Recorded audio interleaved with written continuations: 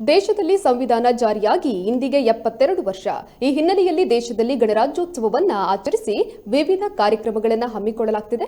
ಪುತ್ತೂರಿನ ಕಿಲ್ಲೆ ಮೈದಾನದಲ್ಲೂ ಇಂದು ಪುತ್ತೂರು ತಾಲೂಕು ರಾಷ್ಟ್ರೀಯ ಹಬ್ಬಗಳ ಸಮಿತಿಯಿಂದ ಗಣರಾಜ್ಯೋತ್ಸವವನ್ನು ಆಚರಿಸಲಾಗುತ್ತಿದೆ. ಈ ವೇಳೆ ನಡೆದ ಸಭಾ ಕಾರ್ಯಕ್ರಮದಲ್ಲಿ ಕೊರೋನಾ ಸಂದರ್ಭದಲ್ಲಿ ವಾರಿಯರ್ಸ್ ಆಗಿ ದುಡಿದ ತಾಲೂಕು ಆರೋಗ್ಯ ಇಲಾಖೆ, ಕಂದಾಯ ಇಲಾಖೆ, ನಗರಸಭೆ, ಶಿಶು ಅಭಿವೃದ್ಧಿ ಇಲಾಖೆ, ಶಿಕ್ಷಣ ಇಲಾಖೆ, ಪೊಲೀಸ್ ಇಲಾಖೆ, ತಾಲೂಕು ಪಂಚಾಯತ್ನ ಅಧಿಕಾರಿಗಳನ್ನು ಗೌರವಿಸಲಾಯಿತು. ಕಾರ್ಯಕ್ರಮದಲ್ಲಿ ಪುತ್ತೂರು ವಿಧಾನಸಭಾ ಕ್ಷೇತ್ರದ ಶಾಸಕರಾದ ಸಂಜೀವ ಮಠಂದೂರು, ಪುತ್ತೂರು ವಿಭಾಗದ ಸಹಾಯಕ ಆಯುಕ್ತರಾದ ಡಾಕ್ಟರ್ ಯತೀಶ್ ಬುಳ್ಳಾಲ್, ತಾಲೂಕು ಪಂಚಾಯತ್ನ ಅಧ್ಯಕ್ಷರಾದ ರಾಧಾಕೃಷ್ಣ ಬೋರ್ಕರ್, ನಗರಸಭೆಯ ಅಧ್ಯಕ್ಷರಾದ ಜೀವನ್ದಾರ್ ಜೈನ್, ಉಪಾಧ್ಯಕ್ಷರಾದ ವಿದ್ಯಾ ಆರ್ ಗೌರಿ ಸೇರಿದಂತೆ ಅನೇಕರು ಉಪಸ್ಥಿತರಿದ್ದರು.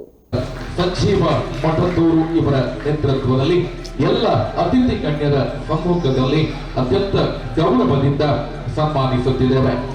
ಇವತ್ತಿಗೂ ಕೂಡ ಕಾಣಿಸುತ್ತದೆ.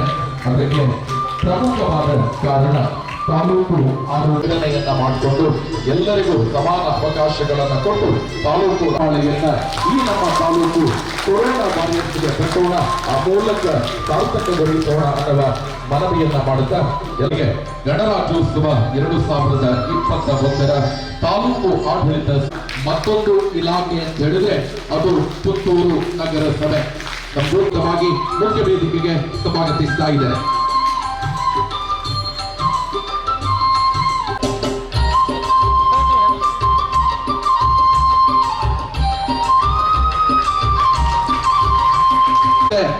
ಶ್ರಮ ಪಟ್ಟವರನ್ನ ಇವತ್ತು ಸನ್ಮಾನಿಸಿ ಈ ವೇದಿಕೆಯನ್ನ ಸಾರ್ಥಕಗೊಳಿಸುವಂತಹ ಕೆಲಸ ಆಗಿದೆ. ಪ್ರೇಕ್ಷಕ ಬಂಧುಗಳೇ,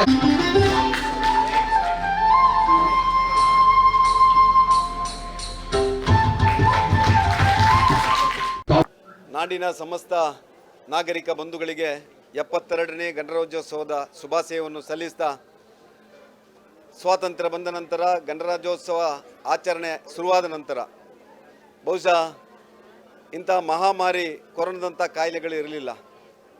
1 ವರ್ಷದಿಂದ ಇಡೀ ದೇಶದ ನಾಗರಿಕ ಸಮುದಾಯ ಆ ಒಂದು ಮಹಾಮಾರಿ ಕೊರೋನಾದಿಂದ ಒಂದಷ್ಟು ಜೀವವನ್ನು ಕಳ್ಕೊಂಡು, ಆರೋಗ್ಯವನ್ನು ಕಳ್ಕೊಂಡು ಇವತ್ತು ಸಂಭ್ರಮದ ಗಣರಾಜ್ಯೋತ್ಸವವನ್ನು ಆಚರಣೆ ಮಾಡ್ತಿರುವಂಥ ಈ ಸಂದರ್ಭದಲ್ಲಿ ಈ ದೇಶ ಪ್ರಗತಿಯತ್ತ ಹೋಗಬೇಕಿದ್ರೆ, ದೇಶವನ್ನು ಮತ್ತೊಮ್ಮೆ ಸೂಪರ್ ಪವರ್ ಒಂದು ರಾಷ್ಟ್ರವಾಗಿ ನಿರ್ಮಾಣ ಮಾಡಲಿಕ್ಕೆ ನಮ್ಮೆಲ್ಲ ನಾಗರಿಕ ಬಂಧುಗಳು ಪಣತೊಡಬೇಕು.